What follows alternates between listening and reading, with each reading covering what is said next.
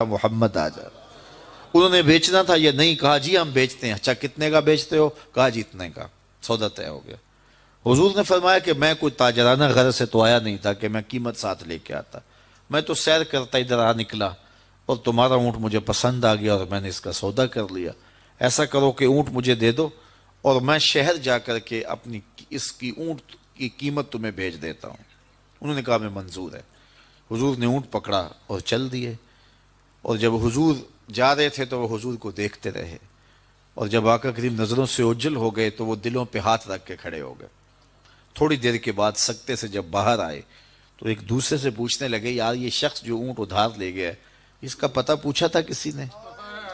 جب کسی کو نقد سودا دیا جائے تو اس کا عطا پتہ پوچھنے کی ضرورت نہیں ہوتی، اور جب کسی کو ادھار دیں تو یا آپ اسے جانتے ہوں یا درمیان میں کوئی ضامن ہو یا کوئی چیز گروی رکھی جائے۔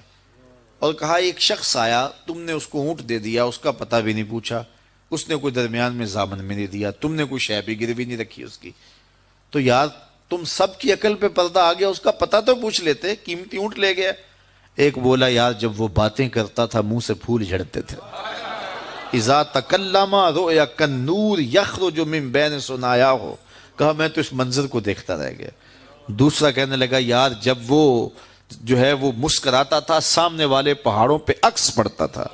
اذا ضحک یتلالع فی الجدر، تیسرا بولا یار میں تو اس کی آنکھیں دیکھتا رہ گیا، کیا خوب سجن دیاں اکھیاں نے، کیا خوب سجن دیاں اکھیاں نے، جویں پر کے سرائیاں رکھیاں نے، تو اجے میرا یار نہیں ڈٹھا جنوں ویکھ کے چن شرماوے، ادھی راتیں دن چڑھ جاوے جیو رخ تو نقاب اٹھاوے، تے جیو نکلے سیر کرن نو سارا گلشن سیس نواوے، اتے دھرتی لف لف جاوے جے ہاتھ پھلاں وچ رکھدا ہاتھ پھلاں تو ود جاوے، نین نشیلے مست رسیلے وچ سونا کجل سہاوے، اکھ اگڑے تے انج پیا جاپے جویں میں خانہ کھل جاوے، توبہ توبہ حسن سجن دا چال نہ چلی جاوے، بجلی ڈردی لشک نہ مارے متا بے ادبی ہو جاوے، تے جے او کھولے پیچ زلف دے اتے راہی راہ پل جاوے، توبہ توبہ حسن سجن دا چال نہ چلی جاوے،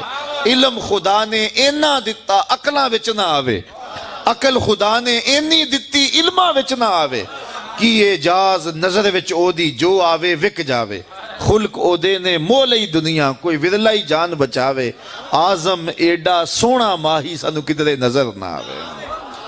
انہوں نے کہا جو بھی ہوا تم اس کے حسن میں کھو گئے، اور وہ قیمتی اونٹ اپنے حسن کا جادو جگا کے تم سے ہتھیا کے لے گیا۔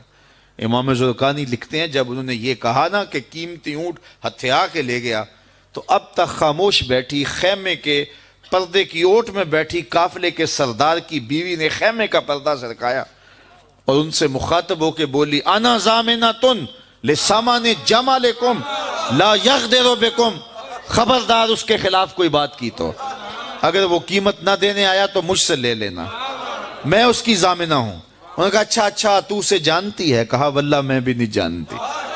تو کہا پھر ضمانت کیسے دے رہی ہے؟ کہا جب تم سودا کر رہے تھے خیمے کی اوٹ سے میں نے اس کا چہرہ دیکھا تھا، اور جس کا چہرہ اتنا سونا ہو وہ جھوٹ بول ہی نہیں سکتا ہے۔ تھوڑی دیر گزری تو حضور کے غلام آ گئے کہ کون ہیں لوگ جن سے ہمارے آقا نے اونٹ خریدا تھا؟ انہوں نے کہا جی ہم لوگ ہیں۔ کہا یہ حضور نے کھجوریں تمہاری ضیافت کے لیے بھیجی ہیں اور یہ تمہاری قیمت ہے۔ انہوں نے کہا قیمت بعد میں دینا، ہم تو خود بک گئے ہیں، ہمیں پہلے بتاؤ وہ پیارا رہتا کہاں ہے؟ تو کہا یہ نخلستان مدینہ جو سامنے دکھائی دیتا یہیں ڈیرے ہیں اس محبوب کے۔